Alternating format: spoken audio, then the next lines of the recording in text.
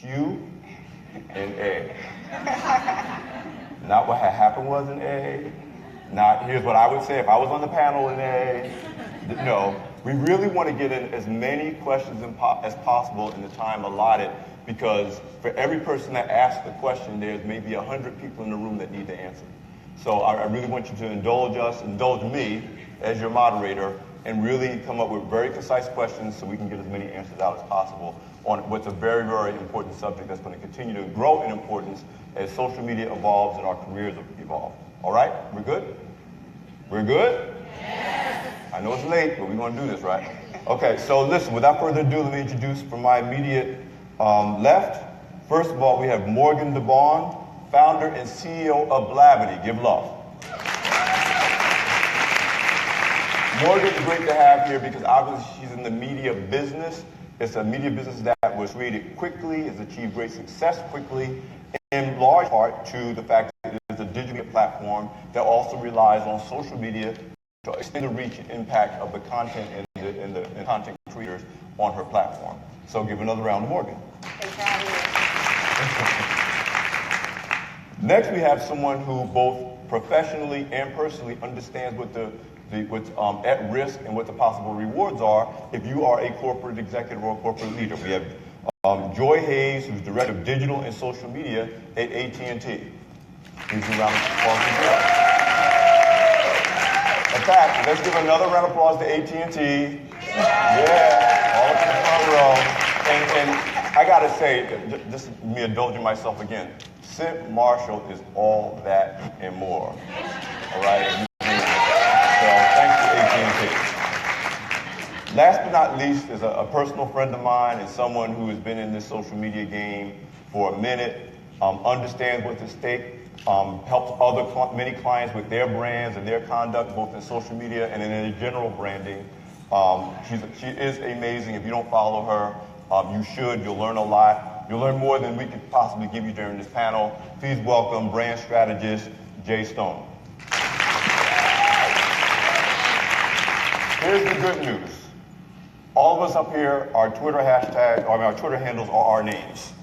So we're easy to find, easy to follow. You want to follow all of these experts because, again, there's going to be things we're going to cover here, but we can't cover everything in an hour or so. There's be a lot more to learn by following them and by both their example and the information that they can share.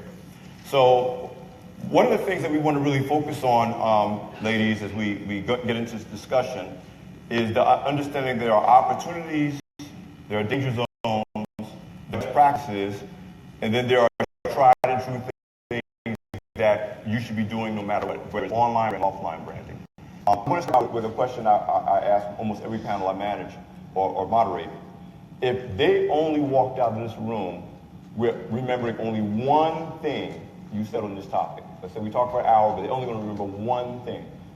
Justin, take the notes somehow. This is going to be deep. I'm setting you guys up. What's the one thing on this subject as leaders, as executives, as entrepreneurs, as business people, they need to walk away from this session on this topic of being an influencer and knowing how to manage your brand? And we'll start with Morgan. So, thanks for starting with me. Thanks for having me. So that's just killing time, so I can't figure out it. I think for me, the one thing is that you have to do something, and just letting the world define you is not an option, right? So saying that, oh, I don't really like social media, I don't want to put my life out there, then someone else will make a decision for you. So you have to do something, and even if that is just taking the professional photos and uploading those photos, that's fine. You don't have to be tweeting and Instagramming all the time, but you need to at least manage the basics of your social media platforms. Joy? Same thing. One of my roles that I play for AT&T is as their chief storyteller. And I will say, and I've been so inspired by being here, and what I've heard a lot is like, what about all those discussions that we're not a part of, and how can we participate? Social media allows you to connect, and you cannot be heard if you do not speak. Say it again. You cannot be heard if you do not speak. So if you want to be there, then be there. No one's stopping you. The only thing that's stopping you from like going out in social and presenting your points of view is yourself right now. And Jay? Again, I'm super freaking excited to be here, right? So I'm excited to be here. So thank you guys for the opportunity, and thanks to my panelists. I'm going to come from a branding perspective. If you would not post it on a billboard in Times Square, do not post it on your social media, on your email, on the cloud, because the cloud has eyes everywhere. Do not post it anywhere. There is no such thing as being off. Like I'm on or I'm off. When it's your brand, you're always on. There are phones, there's social media, there's smart devices everywhere all the time. So if you wouldn't put it on a billboard in Times Square, do not post it online. So that's a great jumping off point, and I want you guys to feel free to jump in anytime you want during this conversation. Most people struggle with one extreme or the other. Either they're on social media and they want to post about or they feel pressure to post about every single thing they're doing, every place they go, who they met, selfie, selfie, selfie. Or they're on the other extreme, like, I don't really want to get involved, but you have to get involved, as a couple people already stated. So how do you balance off a couple of things? Professionalism versus authenticity, being really who you are, but also recognizing that you are a professional with a brand and maybe multiple brands to protect. And then how do you get past the either recklessness on one side, which people are just like going crazy because they're just trying to get people to like and tweet and retweet, or the other side, which you're just so reticent that you're invisible, which is not good for your brand. Anybody? I actually start with like, why do you want to be on social media? For me, there are 3 reasons why you're on social media. Either one, you want to brand yourself for awareness, you want to learn about something, or you want to engage, right? So when you go out there, I actually think that when you start, it's okay if you don't want to speak. If you just want to listen to the conversations and create the accounts to just learn more. You want to know about 3D printing? There are people who will spend all day just talking about 3D printing. You want to talk about investments? You can find your community anywhere across the world on social. So I don't think that being on social necessarily means that you have to post, but it's a starting place, right? And then if you decide to engage, what message do you want to bring across? Like when you go to work. And to me, it's the same thing. If you think about yourself, how do you act at your kid's party versus at the boardroom? Just because you have different voices and different tones doesn't make you schizophrenic. It makes you human. And that's okay to be a human online, right? And as a professional, you want people to perceive you in a certain way. And all you have to do is when you think about social media is that's an amplifier. Right. That's just an amplifier of who you are. And it's a starting point, but you have to, every journey begins with the first step. You make a great point. A lot of the people who, have gotten onto social media, they'll say, teach me how to do it. I tell them, don't even share anything for 3 months. Just read and watch and follow. You follow people who are in your space. For example, our sales team, I'll tell them, you should be following every account that's related to your clients, watching what they're doing. And because then by the time you say something, you can say something that actually makes sense, that you can say with confidence and that's relevant. So Jay Morgan, jump in. And Yeah, share your thoughts.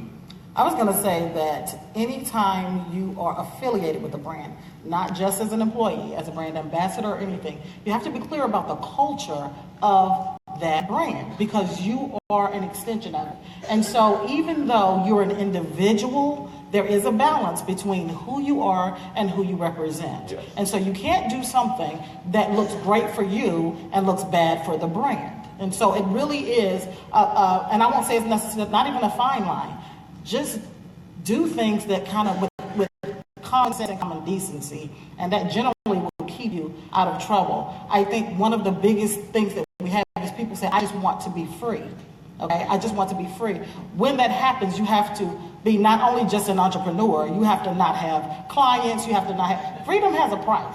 You understand what I'm saying? Freedom has a price, and most of us are more willing. We want to pay our bills and not the price of that freedom. And if you want to continue to pay your bills, you still have to have a modicum of respect and balance. I'd also add, you want to think about what your platform is and then figure out who your audience is on that platform. So for example, on Instagram, if you look at my Instagram account, it's very much, this is my life as a CEO, this is where I'm traveling. I don't tweet out articles that I'm reading. There's no industry information because people want to get to know me as a person. Now, my Twitter account is very much, here's an article I'm reading. Here's an article you can hear about what Blavity is doing, because those more industry-focused platforms. So depending on what your goals are, you're going to want to think about the platform that you want to put first. And what about using social media to bring value both to the perception of yourself as a professional, but also to bring value to your company? If, for example, if you're at AT&T and you really are the go-to person on the latest developments in 3D imaging, doesn't it help that you share information and become kind of online or social media expert on that, because that reflects good on you as well as on your company? Of course. At AT&T, we have programs to help our executives that want to be on social, to give them the guidelines of how to engage. And then the other part of that is, it is a balance because we recognize that employees' accounts are their accounts. They're not company accounts, right? Right. So at the end of the day, we want it to be a reflection of that person. And we hope that through Sense Leadership and all of our great work in recruitment and talent, that we bring in people that reflect the cultures and the values of AT&T. And then that's the part where Jay was right. It's asking them to make sense of the world that they're in and speaking from their heart and speaking from what they know. There's y'all ever see that YouTube video where the guy blends everything like rocks and everything? He was a grandfather who never did social. Somebody in marketing was like, hey, could you go up there and why don't we just drop a phone in? And then all of a sudden he became a social media sensation. Did we know about him? Did he say anything? But he was out there for his company. Mm-hmm. He put a face, a human face to his company, and also proved the worth of what he was representing. Because people might like a blender, and they think about everything else, but him as the founder of that company, the human representation of the values, and he's standing behind his product, physically standing behind his product. And that's what I would say, for a company, when you're tweeting out or doing social for a company, that's what you're doing. It is your intellect, your charm, your personality, in addition to representing the company, that helps the company really move its message forward. Well, let's talk about charm or personality, or the lack thereof. Which all, we're talking about amplification. Oh yeah, everyone's charming. So Jay, you got clients. Let's say one of the executives in this room comes to you and say, "Listen, Jay, I need you to help me craft my social media brand." What are your most important priorities, both in terms of amplifying your strengths, but guarding against what could be, liabilities? Maybe they speak a little bit far off the cuff. Maybe their sense of humor is a little left. Sexist or whatever. Funny to them. What are some guidelines that you start working with clients as you prepare them to safely operate in the world of social media? Yeah, and so it really is challenging if a person doesn't get social cues, right? You kind of have to understand the politics of how people interact in person. If they don't understand that, they're definitely going to miss that online. And so those are the people that we actually script for. Because we actually script what you're going to write until they catch a clue, right? Eventually, they'll pick up the processes behind that. So what we tell people, there's certain things you stay away from. You stay away from politics, you stay away from sex, you stay away from relationships, you stay away from religion. There are certain things that you just steer clear of in terms of having very strong opinions. Kind of stay more vanilla. Talk about what's in the news, but talk about maybe the lighter side of what might have happened in the news. Something that you might find interesting versus controversial. right? Because if you don't know those lines and you get into a controversial dialogue, it can create a whirlwind that will catapult you into the opposite direction of where you're trying to go. Especially when you have to, again, I tell people, there's a difference between your expertise and your opinion. Yes. And a lot of people think because they have a strong opinion that it should be treated with the same level of respect and amplification as their expertise. And the fact that you have an opinion doesn't mean you have a right to your opinion, but you necessarily shouldn't broadcast it to the world necessarily, if it's not part of your expertise. So, and you and I are also in the media business. We're not trying to hurt you, but we're looking for some people who might do some crazy things on social media because our agendas as media people aren't necessarily in the best interest of you or the brand you represent. Is that a fair? Sometimes. Black Twitter is real. Exactly. You know? Yeah, You Black say Twitter something, is real. we're That's gonna great. call it out. So talk about, all of you, about the degree to which you don't want to be frozen to the point of inaction, but you wanted to understand what the stakes are and who else is following, who else is watching what you say, especially if you're representing your brand or your company. So I think people should talk about what they know. Like, it shouldn't feel forced. So if you are a domain expert, that's what you should talk about. If you're a personality, because that's who you are, we're talking about Lovey later today, she's personality, right? So everything that she says is on brand because that's who she is. She gets paid to be herself, which is a beautiful thing. One of the things that I often advise the creators that I work with is, what would Michelle Obama do? If she sees it, would she be proud of you? Or would she be like, That's a great one. you really shouldn't do that, right? And that's kind of our internal gauge of, okay, is this on brand or are you pushing it a little bit? No Twitter fingers. Twitter is really the main platform that I think we're talking about here. Yeah, that's where people really do get in trouble. Yeah, because you can take down Instagram, you can screenshots, Twitter will get you. So I didn't have this question in mind until you just said that. So what would Michelle Obama think? In whether you're working with a client, or Joy, you're talking about what's in the best interest of representing AT&T as a company. Does it help to have almost kind of a avatar, a mental avatar about that you can run? It used to be what would your mother think, but are you that person at AT&T that someone should think about? What would Joy think if I said this? And then, I guess it depends on the client who that is. But is it helpful to have kind of a reality check in your own head, or maybe if a real person, a friend, you can run things past and say, should I say this on Facebook? Just like when you write emails or you write letters, or if you're in the media business and you're writing something, there's always an editor. There's always a second point of eyes on it. Why would this form of communication be anything different? And the one thing that I also want to say, because I've been talking to COOs here and IT managers, and they're just scared. And I don't want anybody to be scared to get onto social. That is not the thing. At the end of the day, you have to have the guidelines. You have a box, you get to fill in that box the way that you want to fill in, right? Just mind the rules. And I love the guidelines that Jay gave of no religion, no sex, no relationships, no politics. Those are great guidelines. And then when we work with our executives, I have a questionnaire that I go through. Who do you want to sound like? Who do you want to be? Also, who do you not want to be? How do you want to react? And then the most important question, instead of just thinking of one person, if you look on social and your advice of monitoring for a while, 3 months is a long time, but monitoring for a while, out of those people, name four that you like and mash that style together. Because the last thing you want to be is an imitation of somebody. Michelle Obama is fantastic, and if I could be anybody, I would be her. But I'm still me. I'm Joy Hayes. So I can see my traits in this person and that person and that person. But I need a guide. So pick 4, write down what you like about them, put them together, and that will help serve as a starting point of how you should interact on social.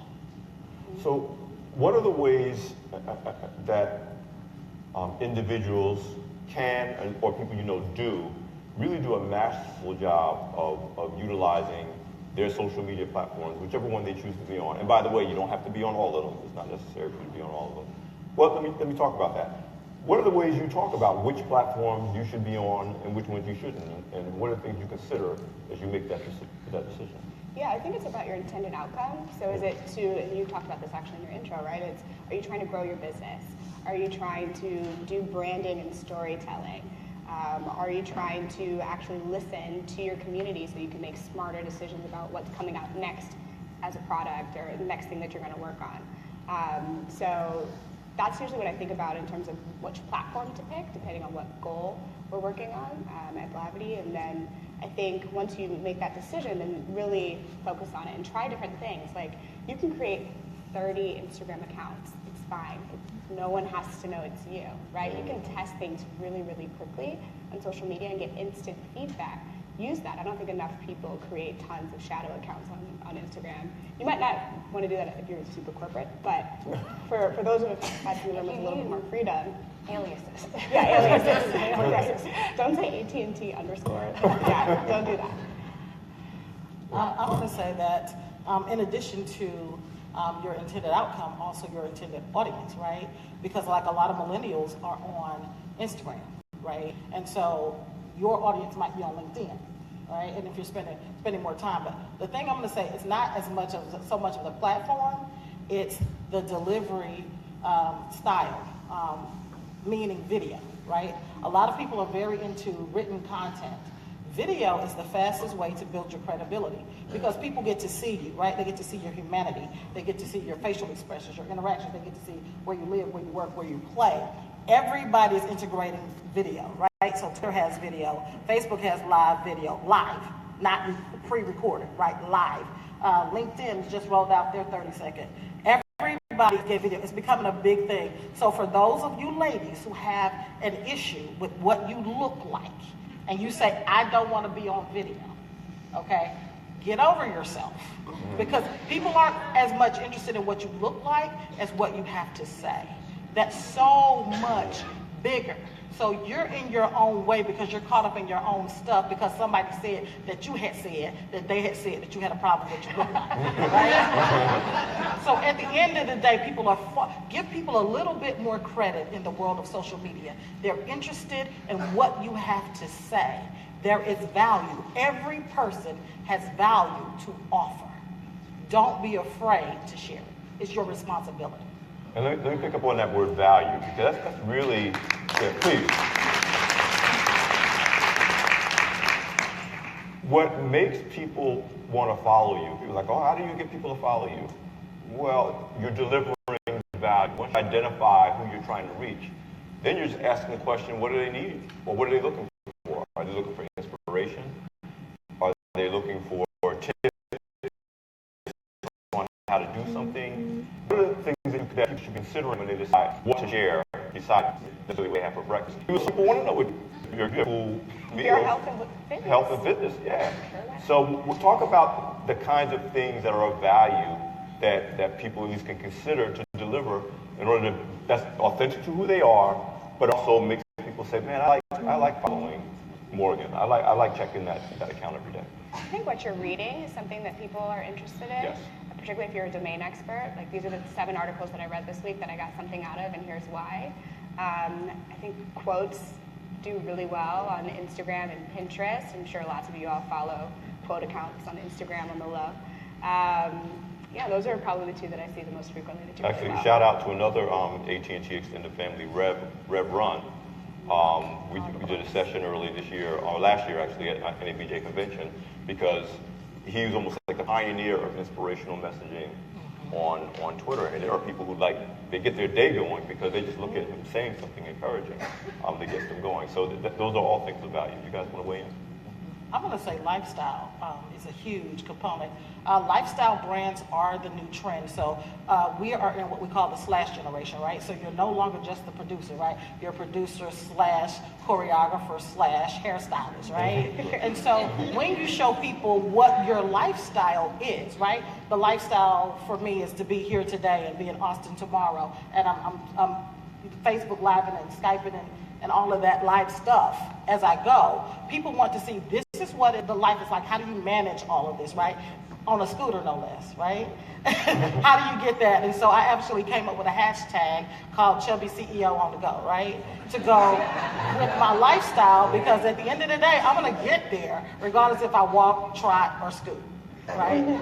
And that's the lifestyle that I had to create to live on a living. And often you're solving problems for other people. You don't know who they are, but they are facing similar challenges, and they're following you and figure, that's how I maneuver. That's how I solve that. That's how I have fun in this new place that I've never been before. But you've been there, and I saw the fun you were having. Maybe I can try to do that. All of that brings value to the people that follow you. Joy, you wanted to say something? Yeah, the one thing that I'd also say is like it's not just about quantity, and it is so easy in social media to get caught up in like, I only got 7 likes. I only got 8 likes. There's only 150, favorites on this one. At the end of the day, why are you on there again? It's quantity or quality, and it depends on your goal. Back in, I grew up on the B2B side, and now I'm in the wonderful world of B2C, but there were so many marketers who came in and wanted to be like, you have to talk more generally, talk to the masses. Well, did we really need to talk to the masses, or did we need to talk to the engineers? And I talked to our engineers, and I was like, no, you be you. When I talk about water cooler conversations, the conversations that you have, the jokes that you have with each other, and maybe engineering jokes, and maybe your only fellow engineers can understand it. But that's who you're talking to. Why do I need to have a joke that a celebrity could understand if I'm trying to reach other engineers? Don't try to be or talk to other people that you don't want to talk to.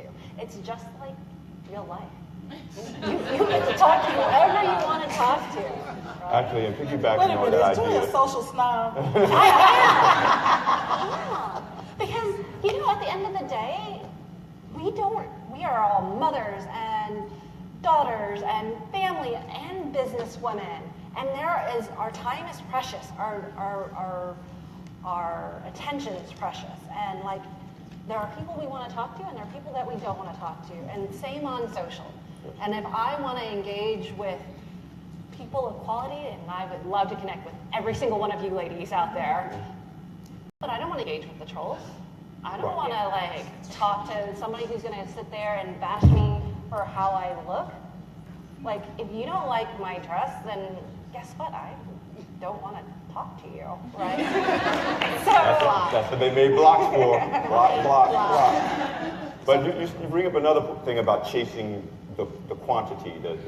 And one of the things that I see people that I know personally get in trouble, if there's a trending topic and everybody's talking about it, and they feel like if I don't say something, if I don't tweet it with this hashtag, I won't get people to pay attention to my account. But it's not your lane, you don't know anything about it. Again, you may have an opinion, but it's not your expertise. Talk about the importance of resisting the temptation of what I call jumping on the hashtag bandwagon. The hashtag has nothing to do with your brand, nothing to do with your image, but you think if you're not posting, tweeting something about it, you're missing the boat, and somehow you're not practicing social media effectively. Just don't do it. I think it's pretty simple. I think, if you have something you want to say about it, text your friend, text your group me, something if you really want to engage in the conversation. But I really do think it's important that people speak on what they know when you're trying to brand yourself as professional, right? If you're trying to brand yourself as someone who has opinions and wants to talk about pop culture or talk about what's going on in the news, then that's great. Go for it. Does everybody in here know what a troll is? Who doesn't know what a troll is? Okay, some people don't know. Tell them about trolls on social media. Oh, I know, right? Of all people. So trolls are those people who are always in the comments, always have something negative to say, always trying to bring you down, and just saying ugly, negative things. We just block them, right? Because they're just not relevant to the dialogue. So that's important. But I do want to say a disclaimer, Alfred, right? The first thing is, I'm talking all corporate up here, but if you guys follow me online, you know I'm pretty colorful, right? Don't do what I do. Real talk, don't do what I do, because I've been in this game for a very, very long time, and I've earned the respect of the powers that be, and so they give me the latitude, but that had to be earned. And so I don't want people who are new to the game to come out thinking that they can just say and do whatever they want. There had to be a level of earning the right to speak and behave a certain way. So when you see people doing it, don't think that it's just okay. We still have to, at the end of the day, you still have to come back and run a business, be a corporate employee, run a brand. So I wanted to say that because I think people think it's popular. The second thing I wanted to say is a lot of people are saying, I don't have that many followers. Every account starts with 0. Yes. Every account starts with 0. So I don't care if you see somebody and they have 100,000 or 1 million. Everybody starts with 0. And the biggest misconception is that social media is a popularity contest. It's not.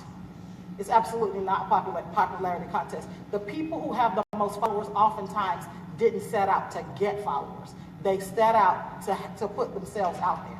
Also, there's little correlation, almost no correlation in my opinion, between the number of followers and the actual influence that you have. Correct. Engagement, Yeah, right? right, That's that's really right. what you should care about. It's better to have 300 people who really care about what you have to say and are really interact and engage with you than to have 1 million people who are literally not paying attention.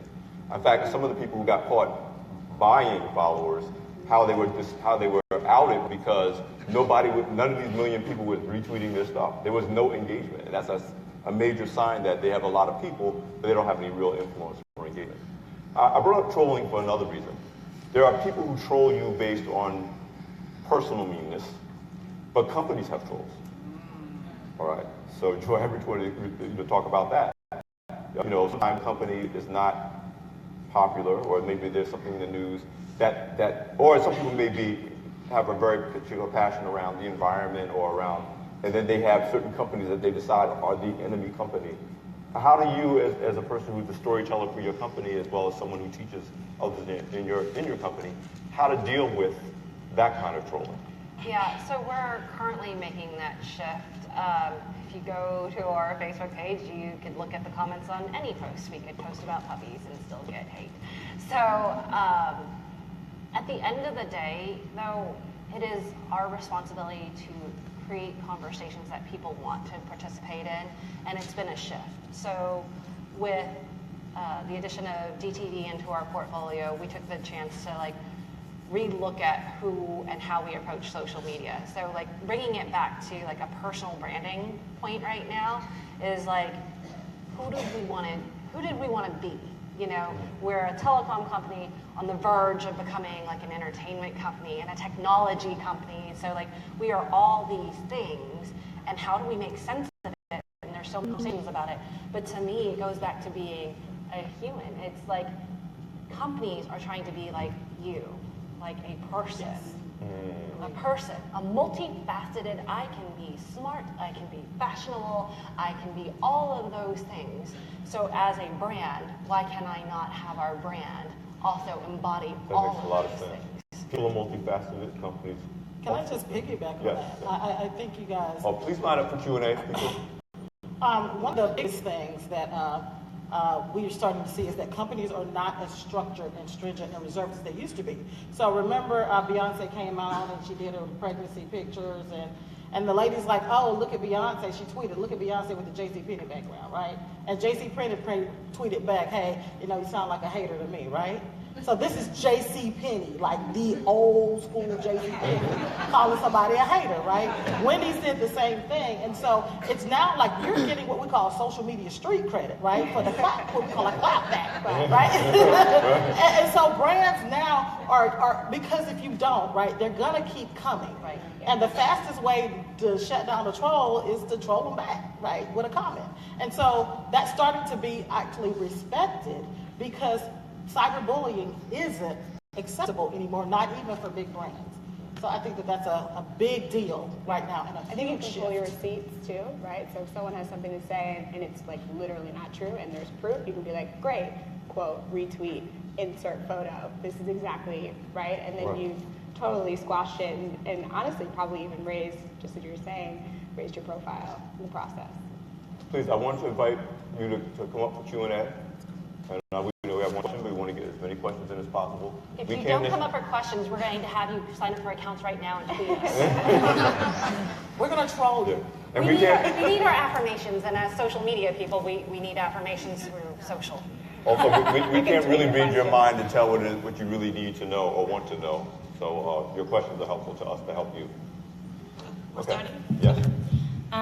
Thank you for being here. So my question is, I feel like a lot of times with your brand, I see people where they want to create a hashtag or then they create an entirely new social media page. So I'm this person, but I also like to travel. So now go follow my travel page. And I'm starting a business, so now go follow my business page.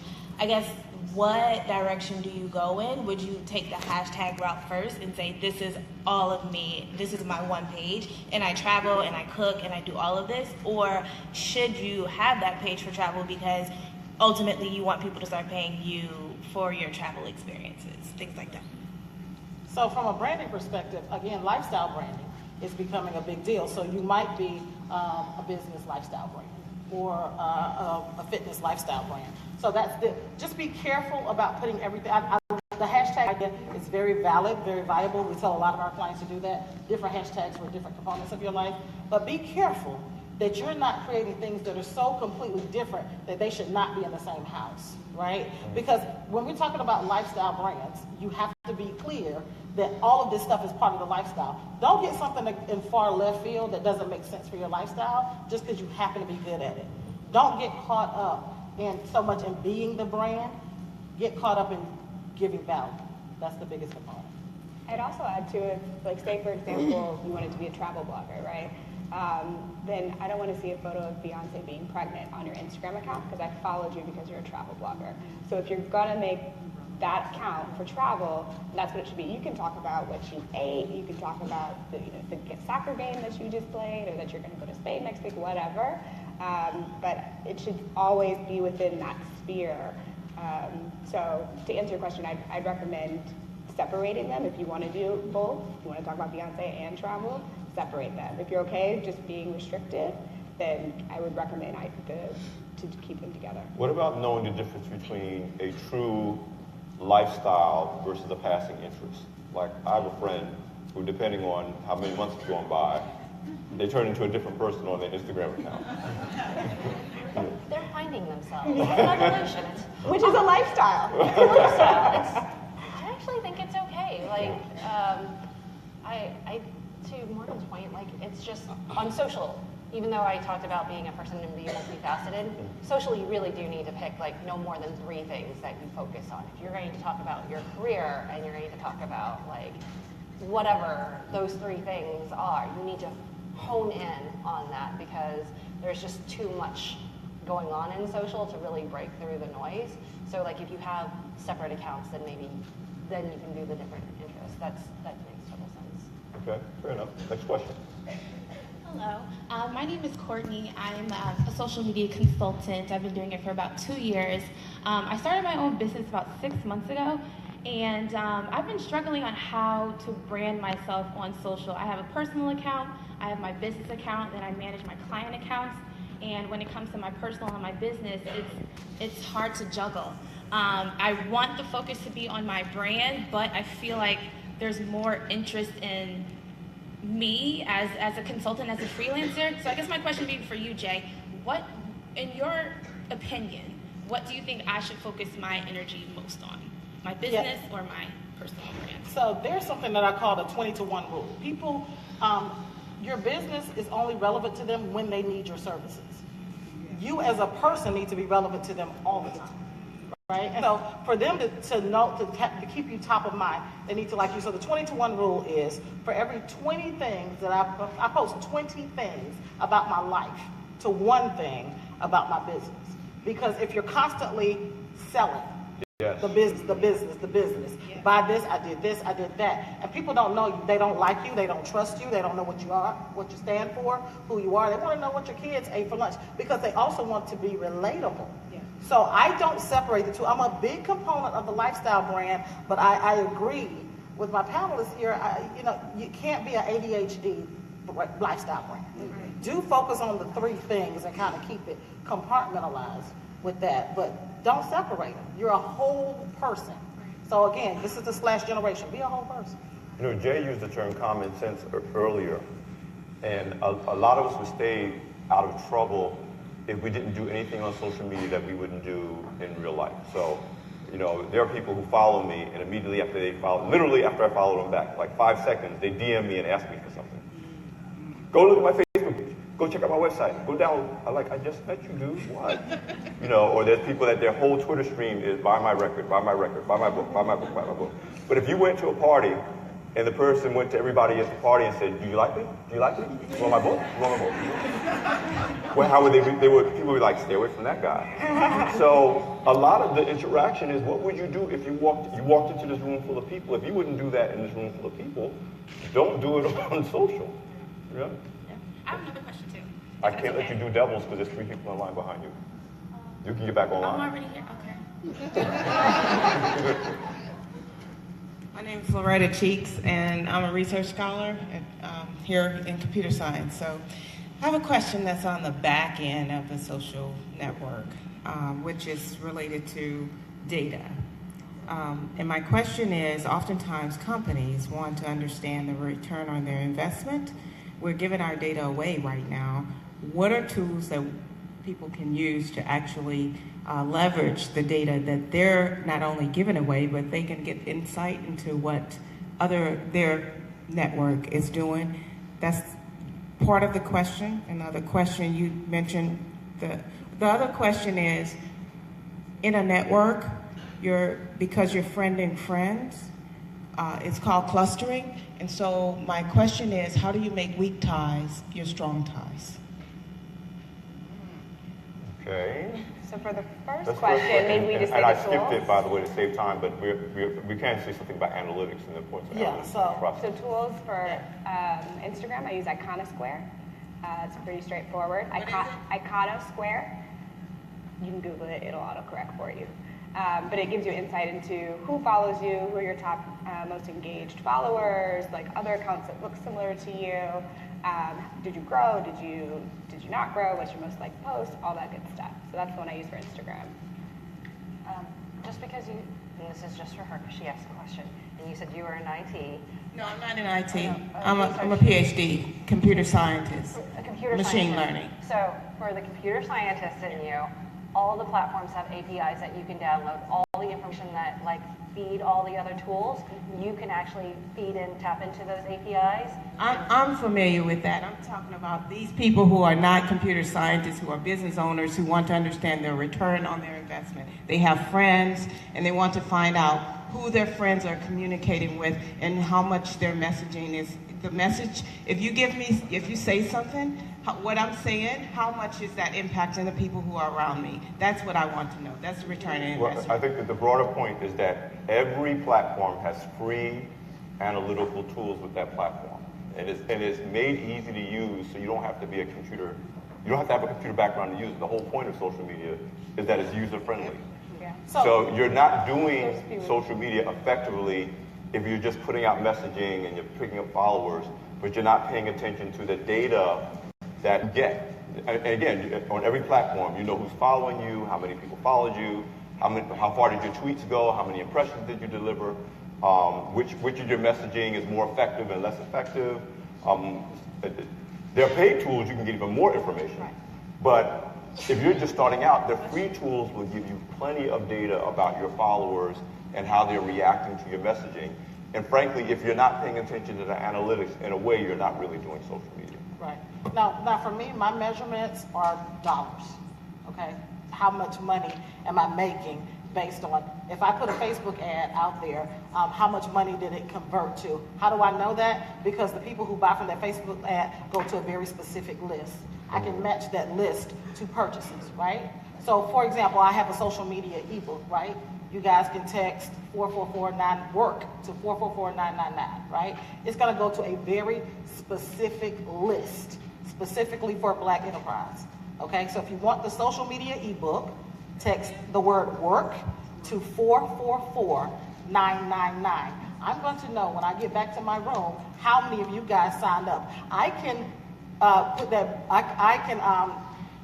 connect that right back to Black enterprise. If I sell something to that list, you understand what I'm saying? I know how much money I made from work, 444999, and I'll change it for the next year. And so it's for me, it's specifically counting the dollars attached to the event. We could do a whole session, frankly, just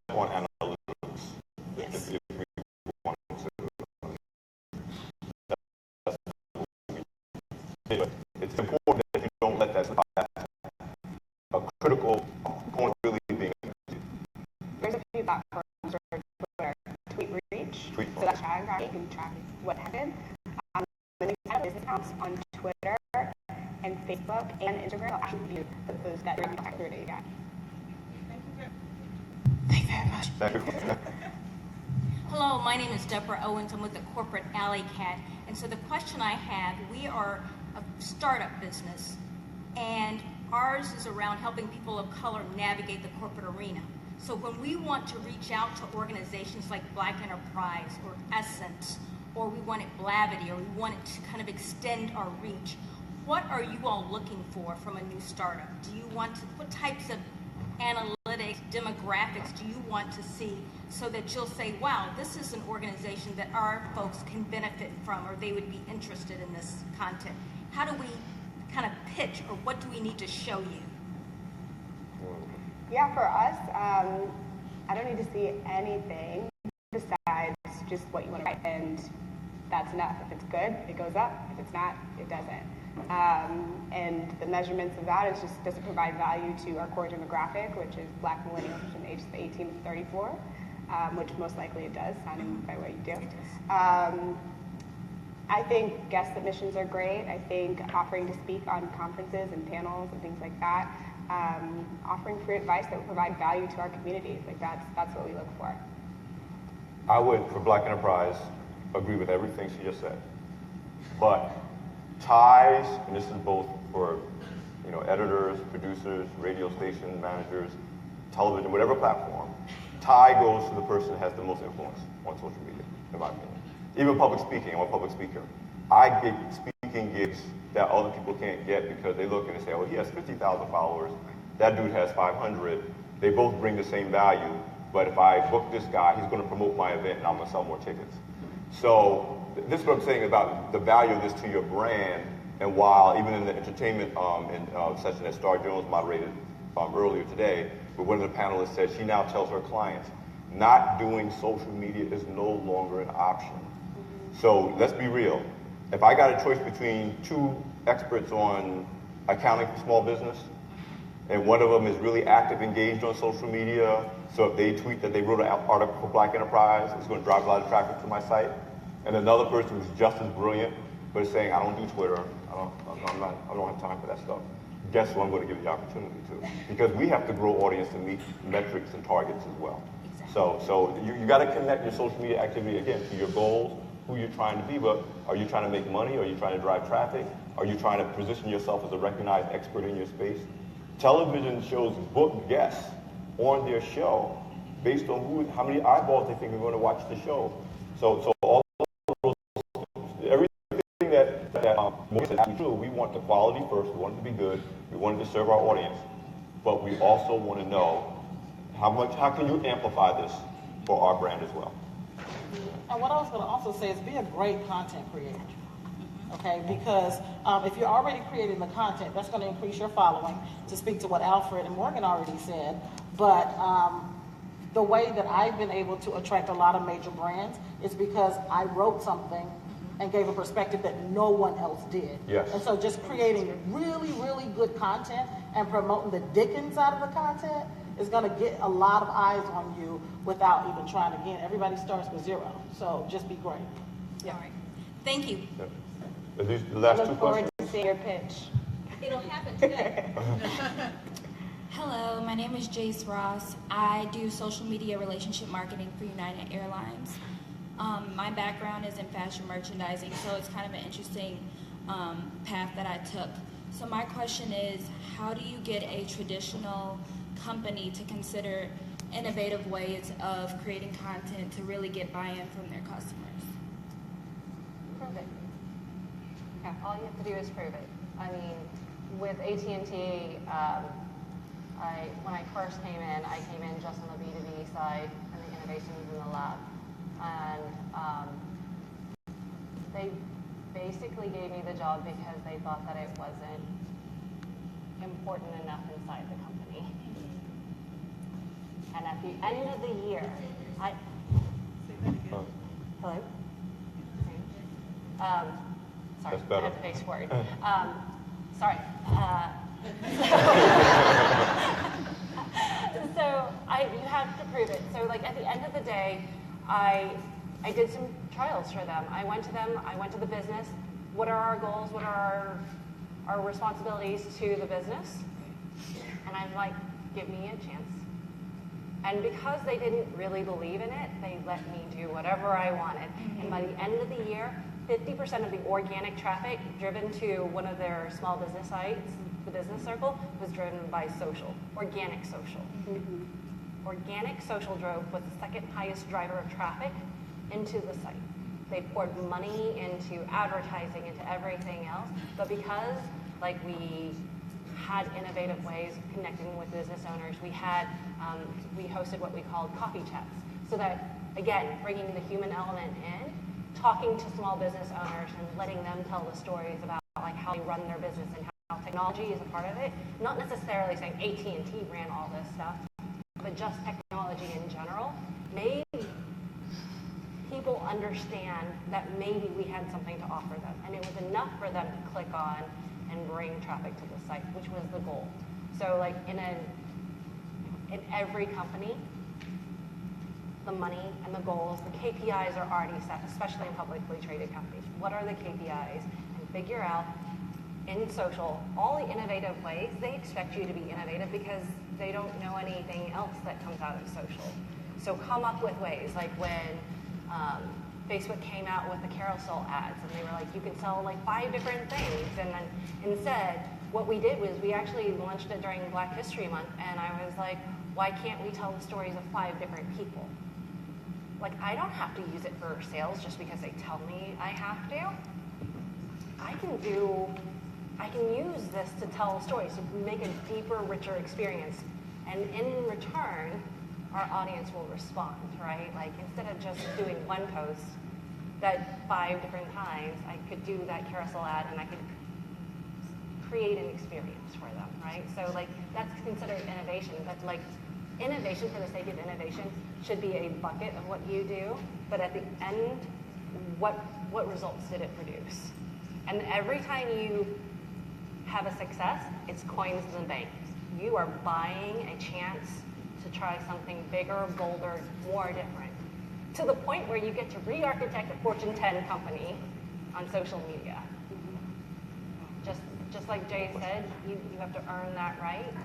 Every action that you make on social, especially in a company, that you can prove that it's not just fluff, it's not just for fun, that it drives business results, will add to your credibility and will brand you as the expert that they need to go to, because that is the next form of communications. Like, guess what? We all faxed something at one point in our life, but like, when was the last time you faxed real paper? We have e-fax now, right? DocuSign. So the next I would agree. Joy just 100% nailed that. Really quickly, I'm just going to add to that. Conversations alone can't move a stale brand forward. There has to be not only the research, there has to be a really strong plan behind it with strong executables, deliverables, and results, expected results. So you got to tie your activity to a set of goals. That's important to the organization. We had one more question, but I was told that we couldn't take that one more question. Is that still true? Yes. Okay, I'm sorry. But listen, we can talk offline. I'm only going to say one more thing before we give a round of applause, because I couldn't cover everything we wanted to cover. If you're on LinkedIn, well, first of all, if you're not on LinkedIn, you're sleeping. If you're on LinkedIn, but you just think of it as a glorified resume, you're sharing expertise every day on LinkedIn, you are sleeping, especially if you're a corporate executive. So I urge you to take LinkedIn seriously, and the tools, the groups, your ability to post blogs and post about your expertise. That's critically important, as 90, probably more like 98% of companies will look at your LinkedIn profile before they ever think about you, to see who you are, whether you are who you say you are. Can I please get a great round of applause for our panelists? They'll be able to pick their brains. They'll be here for a little while. If you get a chance to ask questions. And can I get even an even bigger round of applause for AT&T? And with that, we're done, because, Sandman Slim's about to come and yank me off the stage. Thank you, everyone.